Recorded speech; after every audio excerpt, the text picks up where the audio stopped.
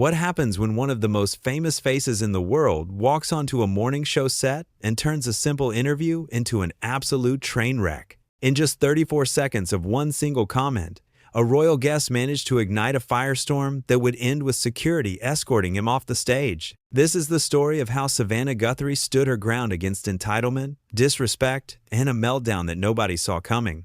The Today Show studio was buzzing with its usual morning energy. Cameras were positioned, lights were blazing, and the audience was settling into their seats with coffee cups in hand. Savannah Guthrie sat at the desk, reviewing her notes one final time. She had conducted thousands of interviews over her career, but this one felt different.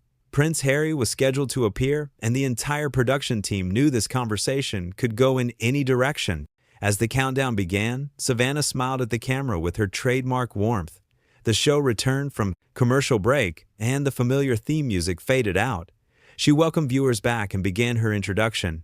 "We are so pleased to have a very special guest with us this morning," Savannah said, her voice steady and professional. "Please welcome Prince Harry." The audience applauded as Harry walked onto the set. He wore a tailored suit and offered a wave to the crowd before taking his seat across from Savannah. The applause died down, and Savannah leaned forward with her notes. "Thank you so much for being here," she began. "I know you have a lot to talk about, and we're grateful you chose to spend your morning with us." Harry nodded but said nothing. His expression was difficult to read, somewhere between polite and impatient. Savannah, ever the professional, continued. "Let's start with something our viewers are curious about. You've been very vocal lately about your experiences, your family, and your new life. Can you tell us what motivated you to speak out so publicly?" Harry shifted in his chair.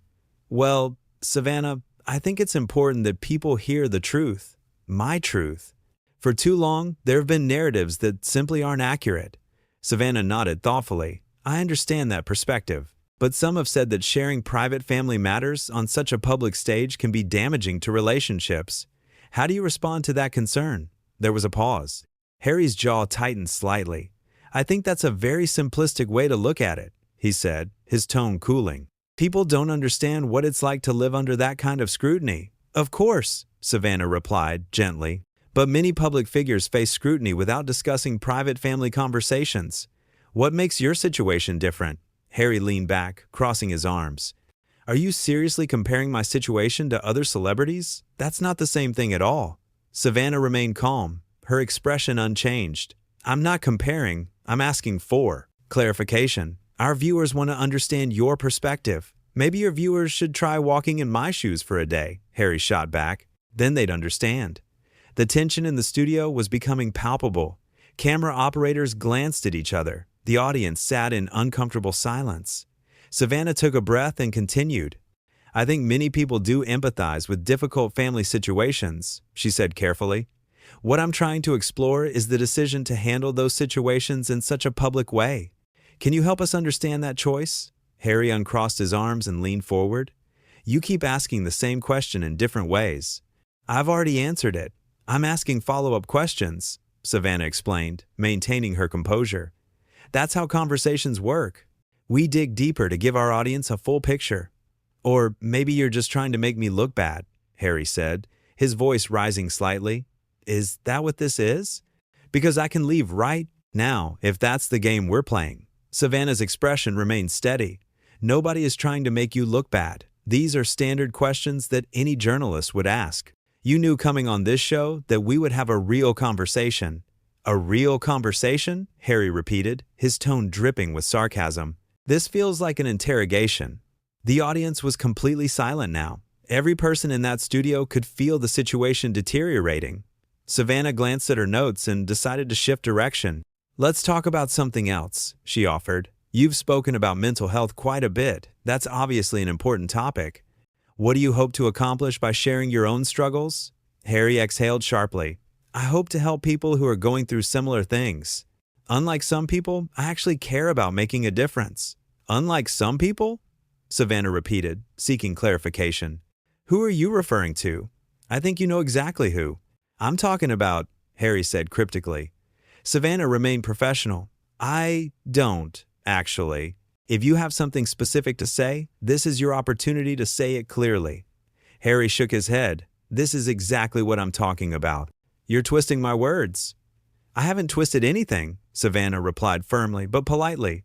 I asked you to clarify a vague statement. That's not twisting words, that's seeking clarity.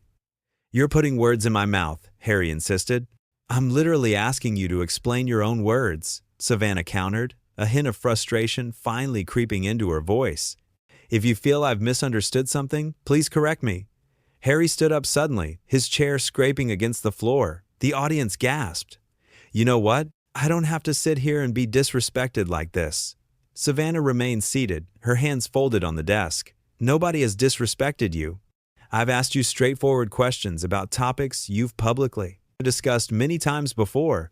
Your tone is disrespectful, Harry said, pointing at her. The way you're looking at me is disrespectful. I'm looking at you the same way I look at every guest, Savannah said calmly. I'm listening and asking questions. That's my job. Your job is to make me look bad, apparently, Harry said, his voice getting louder. That's what all of you people do. You take what we say and you twist it and you make us into villains. The producers were now frantically communicating through their headsets. This was spiraling out of control, and everyone knew it. Savannah could see the production team through the camera, but she kept her focus on Harry. I think you're projecting frustrations onto me that aren't really about this interview, Savannah said carefully. I've been nothing but respectful to you from the moment you sat down. Respectful? Harry laughed bitterly. You call this respectful, questioning everything I say? Making me defend myself? Asking questions is not an attack, Savannah said, her patience clearly wearing thin. When you go on a talk show, the host asks questions. That's the format. You agreed to this. I agreed to a conversation, not a trial, Harry snapped, and I'm having a conversation with you, Savannah replied.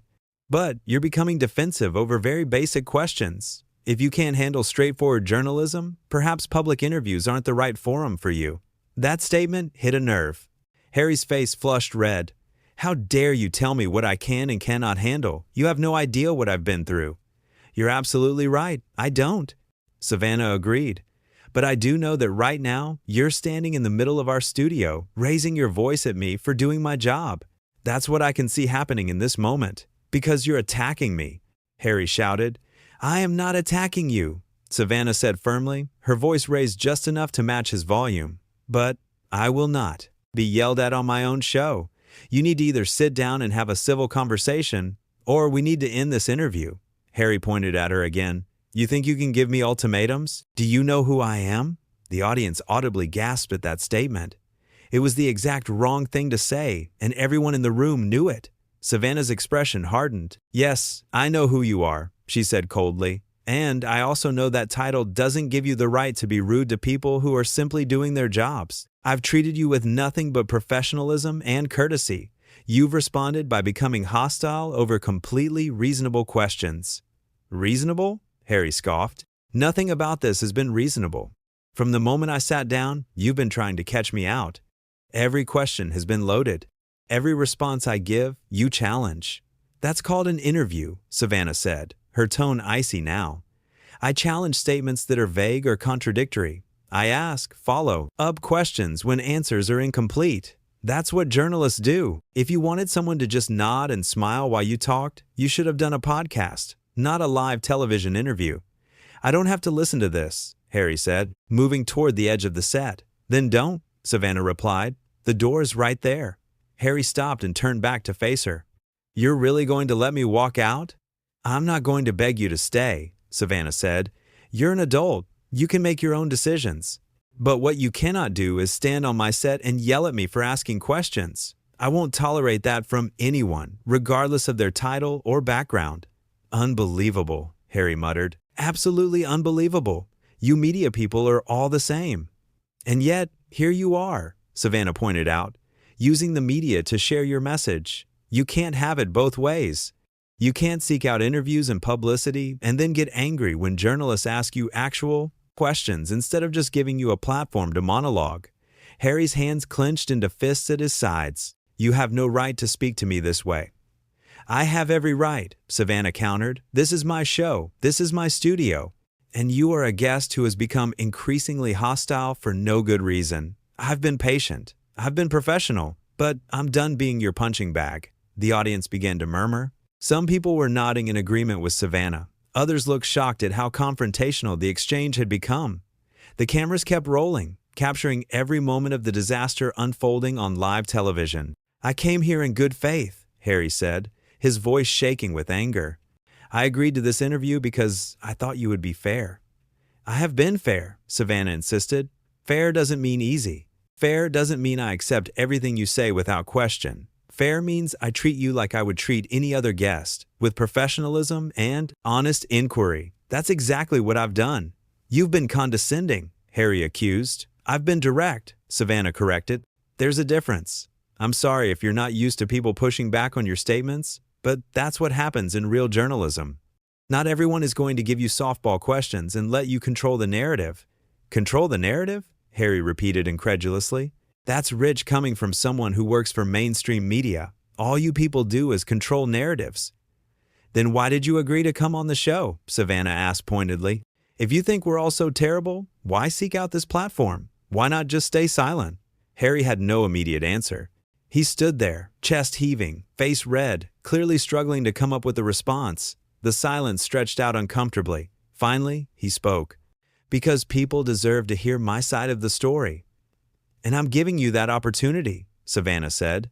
"But telling your coded side of the story doesn't mean you get to avoid hard questions. It doesn't mean you get to be rude when those questions make you uncomfortable. If you want to be taken seriously as someone with an important message, you need to be able to handle scrutiny."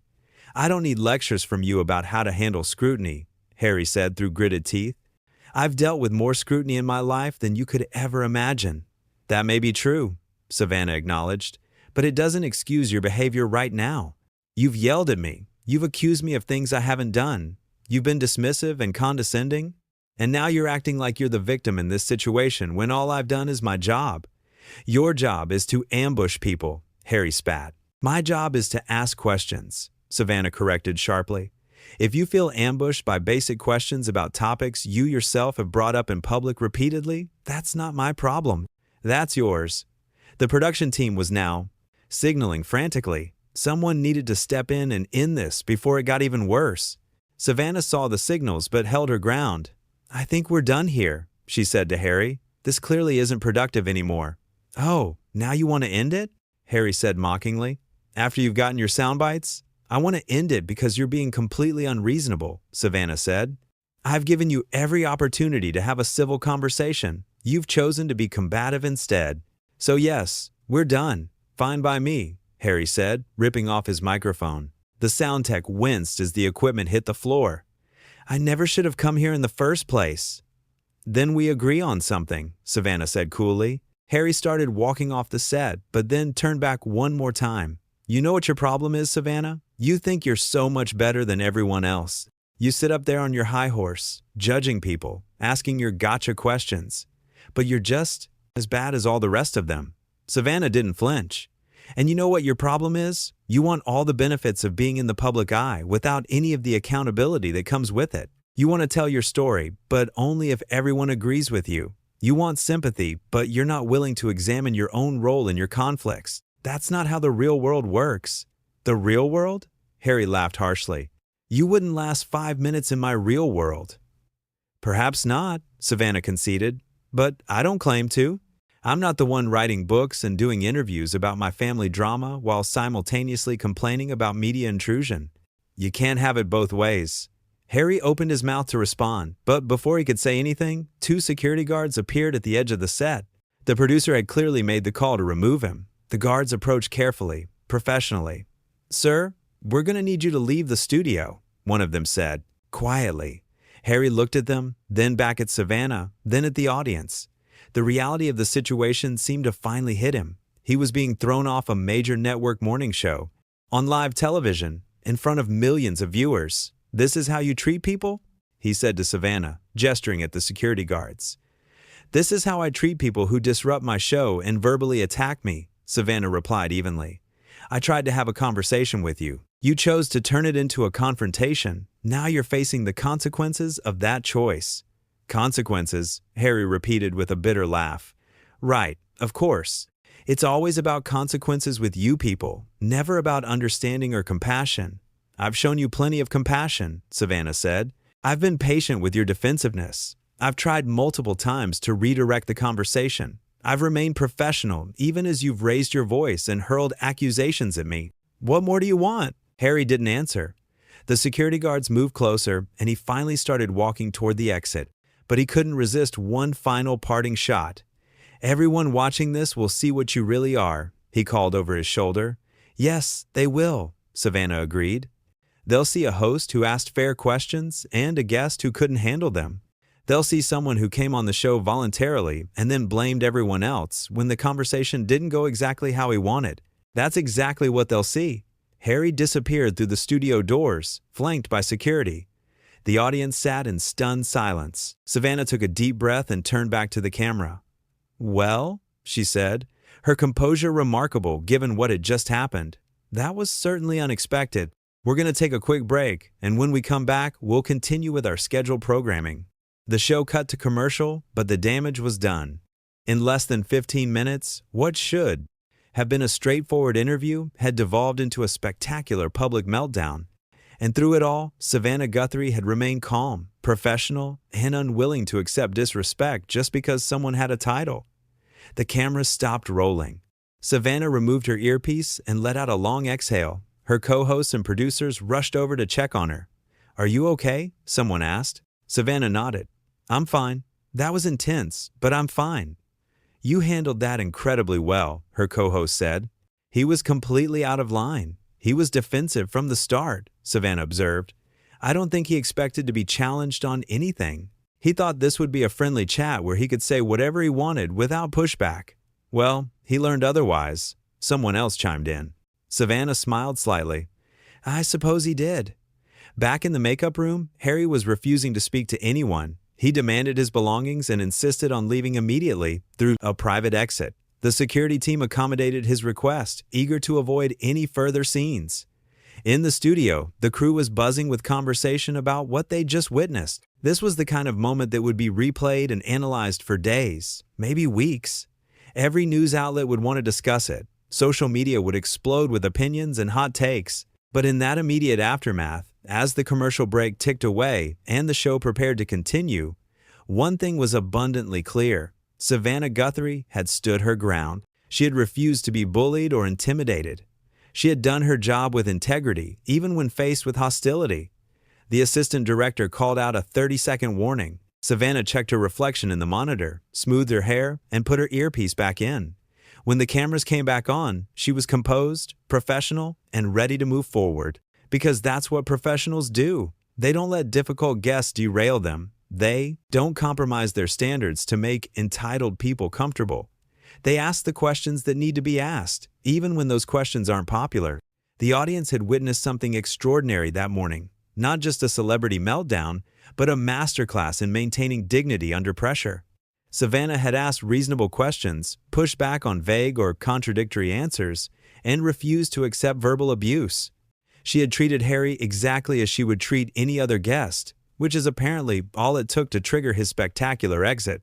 As the interview replayed in people's minds, certain moments stood out. The way Harry had immediately become defensive over simple questions, his repeated accusations that Savannah was attacking him when she was simply doing basic follow-ups, his inability to handle even mild pushback without escalating, and finally, his parting shot about consequences, as if he were the wronged party in a situation he had created entirely through his own behavior. The contrast between the two people couldn't have been starker. Savannah, calm and collected throughout, asking the kinds of questions any journalist would ask. Harry, increasingly agitated and hostile, treating basic interview protocols as personal attacks. One person had come prepared to have a real conversation. The other had expected a platform for unchallenged statements. What made it even more striking was Harry's apparent shock that Savannah wouldn't back down. He seemed genuinely surprised that his title and status didn't grant him immunity from standard interview practices. The moment she held firm on her professional standards, he crumbled. He couldn't adapt. He couldn't engage with the actual substance of her questions. All he could do was attack her personally and storm off when that didn't work. The audience in the studio, who had watched the whole thing unfold mere feet away, would never forget it. The tension had been so thick you could take it with a knife. Every escalation, every raised voice, every accusation had landed with impact in that room. And through it all, Savannah had never lost her cool. She had gotten firm, yes. She had pushed back when attacked. But she had never stooped to his level. That composure, that refusal to be rattled, was what made her the clear winner of the exchange. Not because she had scored points or gotten the better of him in some petty way, but because she had maintained her professionalism in the face of someone who had completely abandoned theirs. She had shown what it looks like to stand up for yourself without losing your dignity. Harry, meanwhile, had shown exactly what he had been accused of in the past: entitled behavior, an inability to accept accountability, a tendency to lash out when questioned, a victim mentality that painted everyone else as the problem. All the things his critics had said about him were on full display in those 15 minutes. The irony wasn't lost on anyone. He had come on the show to present his side of the story, to show people who he really was. And he had done exactly that, just not in the way he intended. Instead of coming across as misunderstood or sympathetic, he had come across as exactly what Savannah had called him out for being: someone who wanted a platform without accountability, someone who expected special treatment because of his background, someone who couldn't handle basic scrutiny without melting down. In the immediate moments after his departure, as the show went to commercial and the crew processed what had happened, there was a sense of collective disbelief. Had that really just happened? Had a member of the royal family really just gotten kicked off a morning show for being rude to the host? Yes, he had. And it had all been captured on live television for millions to see. There would be no spinning this, no rewriting the narrative later. The cameras had caught everything, every defensive response, every baseless accusation, every escalation, and most importantly, every moment of Savannah's professional, measured responses to his increasingly erratic behavior. When people asked later what had happened, when the clips circulated and the think pieces were written, the footage would speak for itself. There would be no ambiguity about who had been in the wrong. No debate about whether Savannah had been too hard on him. It was all there, plain as day. The moment Harry had said, "Do you know who I am?" was when he had truly lost whatever sympathy he might have had. That single statement, dripping with entitlement and arrogance, had crystallized everything. It had shown that beneath all his talk of wanting to be treated like a normal person, he still expected deference because of his title. He still thought his background should shield him from the same standards applied to everyone else. Savannah's response had been perfect, simple, direct, and devastating. Yes, she knew who he was, and it didn't matter. On her show, everyone got asked real questions. Everyone faced follow-ups. Everyone was expected to engage in good faith, title or no title. That refusal to give special treatment, that insistence on equal standards, was what had made Harry so angry. He wasn't used to it. In so many of his other interviews, he had been handled with kid gloves. Interviewers had let him ramble without challenge. They had accepted vague statements without pressing for specifics. They had given him exactly what he wanted, a sympathetic platform with no accountability. Savannah had not done that. She had treated him like an adult capable of defending his own positions. And apparently, that was too much for him to handle. Rather than rise to the occasion, rather than engage substantively with her questions, he had chosen to attack her character and storm off. The whole situation would have been almost comical if it weren't so revealing.